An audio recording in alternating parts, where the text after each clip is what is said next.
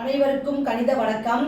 இப்போ பார்க்க போகிறது 7ஆம் வகுப்புக்குரிய கணக்கு முதல் பருவம் பயிற்சி 2-3ல் கொள்குறி வகை வினாக்கள்ல 9வது கணக்கை பார்க்க போகிறோம்.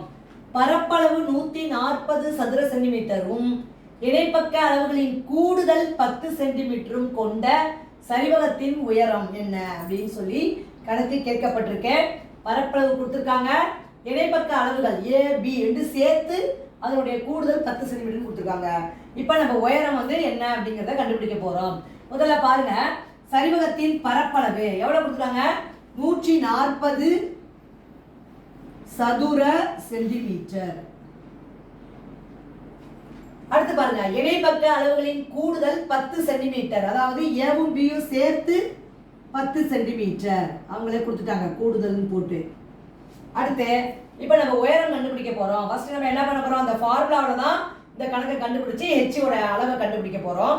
இப்போ சரிவகத்தினுடைய பரப்பளவு என்ன? ½ × h × a + b சதுர அலகுகள். இப்போ பார்த்தீங்கன்னா ½ அப்படியே போட்டுக்கிறோம், இன்ட்டு h தெரியாது, இன்ட்டு a + b எவ்வளவு? 10 இஸ் ஈக்குவல் டு எவ்வளோ கொடுத்துருக்காங்க? 140 கொடுத்துருக்காங்க. பரப்பளவு 140. இப்போ பாருங்க, இந்த ரெண்டுக்கு ஓர் 2 I 2 10.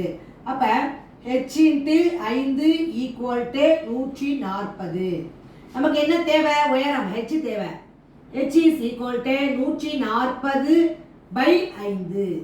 இங்கே இடது பக்கம் 5 பெருக்கிட்டு இருக்கு, அது வலது பக்கம் வரும்பொழுது அதனுடைய தலைகீழி வகுத்தலுக்கு வந்துடும்.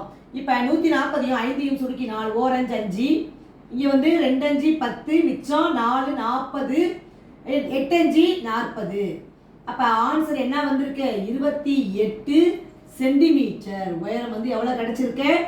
28 சென்டிமீட்டர். therefore உயரம், சரிவகத்தினுடைய உயரம் h is equal to 28 centimetre. இதுதான் இந்த கணக்குக்குரிய விடை ஆகும். புரிஞ்சுங்களா?